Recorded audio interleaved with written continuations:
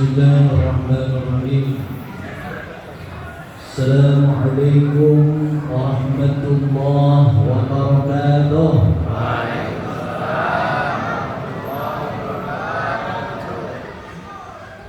Hamdan wa syukran ala ni'amillah, salatan wa salaman daimain ala rasulillah wa ba'd. Bersyukur kepada Allah subhanahu wa ta'ala pada malam yang ketiga ini kita diizinkan oleh Allah untuk bisa melaksanakan sholat isya, dilanjutkan nanti insyaallah dengan sholat tarawih.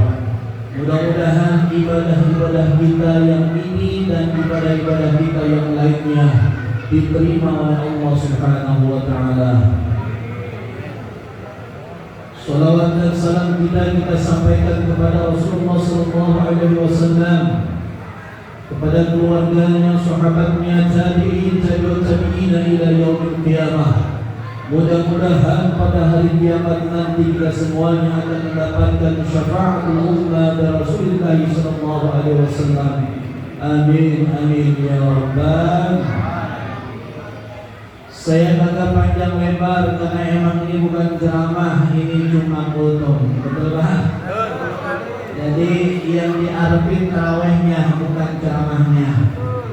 Tetapi insya Allah saya pergunakan waktu yang singkat ini sesuai dengan arahan panitia. Saya diperintahkan untuk melaksanakan penyampaian tausiah yang itu tentang fadilatus shalalah. Apa Pak? Woi, apa? Keutamaan sedekah. Apa Pak? Fadilatus shalalah. Dan jemaah sekalian berbahagia, Bapak jangan dengerin hujan Pak, biarin aja. Amin ya. Kupingnya Bapak kalau dipasang ke apa yang saya omongin. Sebab kalau hujan turun biasanya suara mic kalah sama suara hujan. Iya ya?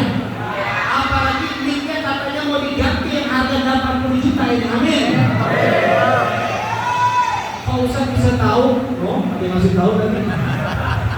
Kurang Ustaz begitu. Ini rahmat Allah turun. Langitnya Allah lagi dibuka. Aminnya kita insya Allah mempercepat mik 80 juta sampai ke Al-Azhar ini. Amin. Kalau bisa sebelum lebaran Ustaz. Iya saya sama. Sebab nanti lebaran Idul Fitri saya. Begitu. Jemaah sekalian yang berbahagia, saya ngomongin sedekah, saya pakai rujukan dari Allah Subhanahu wa ta'ala di dalam Al-Quran. Surahnya surah Al-Baqarah kalau masalah juz yang kedua ayat 261 di sana dikatakan bahwa matalul ladina yunfikuna amwalahum fi sabilillah kamathali habbatin ambatat sab'a sanabila fi kulli sunbulatin mi'atu habbah wallahu yudha'ifu liman yasha'. Ayat ini mungkin populer di kalangan orang-orang ahli sedekah, tetapi sangat asing di kalangan orang-orang yang pelit amal sedekah. Ciri-ciri orang yang senang sedekah, ketika kita melihat orang kesusahan, ringan tangan membantu orang yang kesusahan. Betul? Ciri-ciri orang yang pelit adalah apa?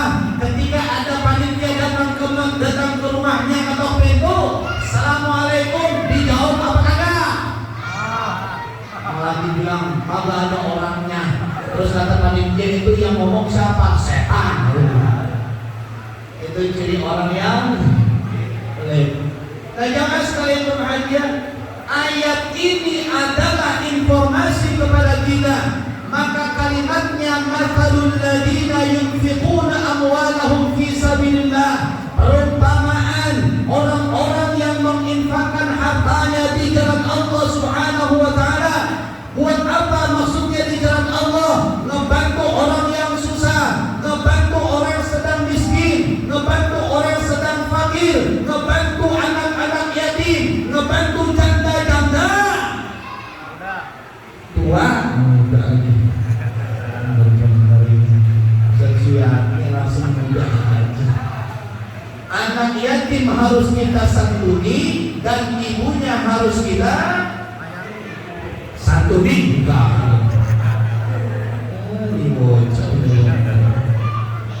Sama kalau pengen ente menyantuni anak yatim, maka harus sepakat katanya. Karena harus ikhlas. Kenapa? Ujian menyantuni anak yatim, terkadang anaknya sombong sama kita yang ngasih sedekah kepada dia. Betul. Kadang anaknya bandel kepada kita kayaknya ngelihat anak yatim bandel. Kenapa? Susah diatur. Itu adalah ujian buat orang-orang yang memberikan sedekah kepada anak-anak yatim. Betul. Saudaraku sekalian, jamaah sholat tarawih, jamaah sholat isya yang dimuliakan oleh Allah Subhanahu wa Ta'ala. Lalu kemudian Pak, ayat ini memberikan lanjutan keutamaannya bahwa orang yang kemudian menginfakkan hartanya di jalan Allah, dia bagaikan satu biji, lalu kemudian Allah tumbuhkan dari satu biji itu menjadi 7 cabang, dan setiap cabangnya Allah akan hadirkan menjadi 100 biji. Maka balasan pahala yang Allah berikan kepada kita yang bersedekah dari nilai 1 rupiah menjadi 700 rupiah. Artinya kalau kita 1000 rupiah kita sumbangkan di jalan Allah, maka balasannya kalau matematisnya adalah berapa Pak? 1000 kali 700 berapa? 700. Itu berapa yang kita sumbangkan Pak? 1000.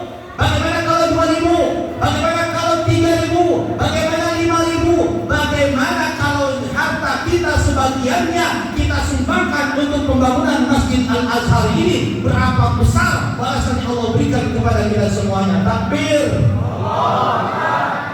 Sekarang saya mau tanya Pak, ini masjid udah jadi apa belum? Jawabnya kencang. Kurang kompak. Jangan sewot. Aduh. Ini masjid udah jadi apa belum? Kalau belum jadi berarti kewajiban siapa yang membantu pembangunan masjid ini? Kita gitu. Kalau enggak saya jamaah. Itu siapa bocah les dong gitu. Saya dong. Gawainya cuma fisik doang gitu. Tapi gak apa-apa, bocah kecil kayak gini bagusnya emang di masjid, gak apa-apa. Paling juga jatuh di masjid kesereok doang Pak, bener Pak. Jangan main di jalanan tawuran. Kayak semalam bocah ada di Cikarang, itu lagi pada tawuran, main sarung sama main apa namanya. Jangan sampai bocah, jagain, mendingan di masjid bocah. Jadi gak apa-apa. Paling gue jatuhnya kesereok di masjid Pak, kayak saya jatuh Pak. Ya Allah, enak banget tak dulu kayak orang penyakitan saya di sholat nanti Allah. Doain Pak biar sehat Pak. Jaga menyelamati itu artinya. Kalau kita sholat dulu baik, ya Allah kita, benar Pak. Tapi kalau urusan takdir tidak ada yang bisa menolaknya. Ujian yang dulu kagak sakit, alhamdulillah Pak. Gara-gara cuma jaga sedikit, ini sakit sholatnya. Duduk, alhamdulillah. Inna senang pun saya kira bete. Jemaah sekalian yang berbahagia Pak, itu Pak, berarti orang yang sedekah, orang yang menginfakkan hartanya di jalan Allah, dengan kata lain mohon dijawab rugi apa untung Pak? Jawabnya ini Pak, untung jangan termasuk itu Pak. Saya melihat muka ente antara sedekah sama lebaran ini lagi muka. Ya, karena lebaran juga penting, sedekah juga harus penting.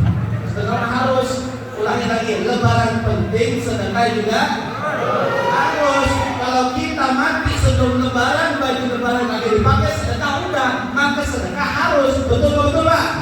Kalau ada kupon pembangunan Masjid Al-Azhar datang ke rumah, satu kuponnya 1 juta, kira-kira kita kasih nggak duit 1 juta Pak? Kasih. Ikhlas apa kagak? Alhamdulillah. Senang Pak saya melihat begini jamaah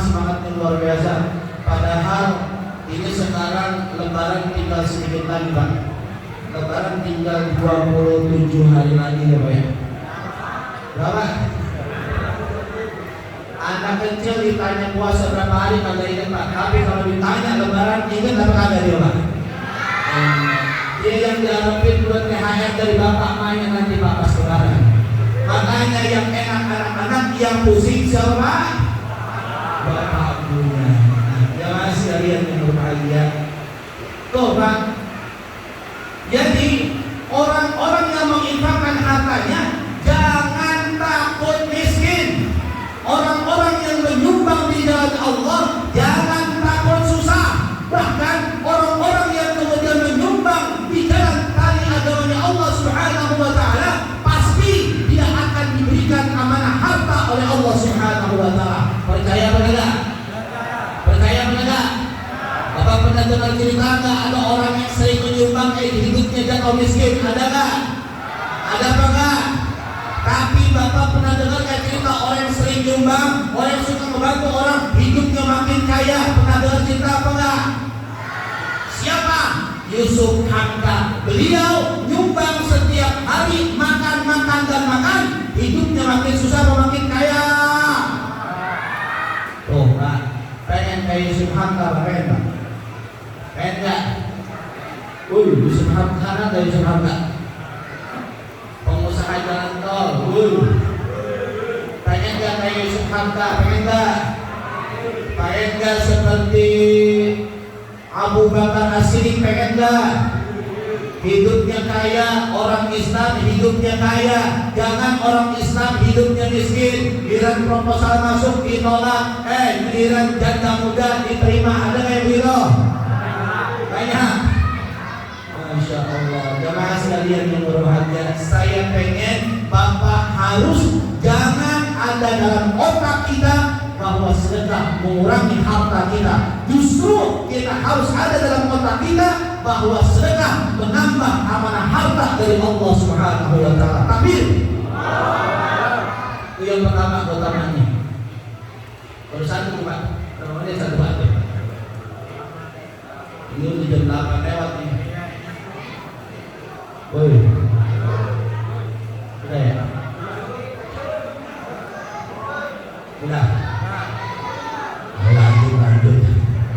Yang kedua, saya menggarisbawahi dari hadis Rasulullah SAW terkait keutamaan sedekah. As-sadaqatu tanfa'ul bala. Saya mau cerita Pak, suatu pagi menjelang siang ada satu peristiwa yang sangat memilukan dan sekaligus menyedihkan. Cerita itu adalah cerita di mana orang lalu lalang melakukan aktivitas di jalanan. Di satu pagi menjelang siang itu ada peristiwa yang sangat-sangat mengagetkan dan mengetuk hati kita bahwa inilah keutamaan daripada sedekah. Apa? Ada kejadian kecelakaan yang kemudian mengakibatkan banyaknya orang terluka, bahkan korban nyawa ketika itu. Ketika itu kejadiannya di lampu merah Pak. Ada truk yang tidak bisa dipegang, ada truk yang tidak bisa dikendalikan oleh supirnya sehingga truk itu terbalik dan kemudian menimpa orang-orang yang ada di sekitar truk tersebut Pak. Banyak yang jadi korban Pak, yang luka ringan banyak, yang luka berat banyak, bahkan korban nyawa ada Pak. Tapi ada satu orang, bahkan ada dua orang satu motor yang dia memang rutin setiap hari Jumat dia akan bersedekah Jumat di satu masjid Pak. Pagi itu dia dengan deretan kendaraan itu sedang mengantri dan tidak dikira-kira ada truk yang terbalik sampai merobohkan orang-orang yang ada di sekitar orang yang sedang membawa sedekah tersebut. Dia heran Pak, kok mereka pada jatuh, mereka pada tumbang gara-gara truk itu. Saya dan kakak saya yang bawa sedekah Jumat tidak Pak. Bahkan beliau motornya tidak roboh sedikit pun Pak. Motornya tidak roboh, bahkan depan, samping, kanan, belakangnya itu pada roboh lumpuh semua pak kendaraan motornya dan otomatis dia terluka. Masya Allah. Lalu kemudian diingat-ingat, oh iya, hari ini saya sedang membawa sedekah Jumat yang akan saya berikan di satu masjid rutin setiap Jumat saya lakukan. Tuh Pak, kira-kira Bapak percaya dengan kejadian ini atau kagak? Woi, percaya apa orang? Percaya apa kagak? Makanya besok kalau sholat Jumat Bapak ngapain? Berebut sedekah Jumat. Masya Allah. Bapak yang bersedekah jangan minta jatah sedekah Jumat. Kenapa? Karena sedekah menolak musibah yang akan menimpa kita semuanya. Kalaulah dua orang itu tidak niat bersedekah, bisa jadi dia juga bagian dari korban yang kemudian kecelakaan yang terjadi pada waktu itu. Tapi karena dengan izin Allah dia bersedekah, itu sedekahnya belum sampai Pak, dia rutin tapi belum sampai diberikan sedekahnya, baru akan memberikannya. Tapi Allah kasih keselamatan kepada dia dari musibah yang Allah akan timpakan kepadanya. Alhamdulillah. Oh Pak, ada dua poinnya tuh. Yang pertama sedekah dari pantaran pahala, yang kedua sedekah menolak musibah. Mudah-mudahan kita sering bersedekah, apalagi di masjid kita. Insya Allah banyaknya sedekah bagi kita di masjid ini, insya Allah menjadi amal jariah yang kemudian tidak bisa kita pungkiri pahalanya, mengalir terus bahkan sampai kita nanti meninggal dunia. Amin ya rabbal alamin. Nah, itu saja kelamaan. Sholat tarawihnya kelamaan. Udah ya? Ada berapa Pak ini Pak? Ada berapa? Yang pertama itu rujukannya ayat berapa Pak? Surah Al-Baqarah, surah yang kedua, juz yang kedua ayat 261. Lalu yang kedua sedekah. Rujukannya apa? Hadis Nabi sallallahu alaihi wasallam, hadisnya hadis sahih Pak. As-sadaqatu tadfa'ul bala, sedekah menolak daripada musibah. Insyaallah Pak, dua keutamaan ini kita pahami dan ini menjadi motivasi besar untuk kita bisa istiqomah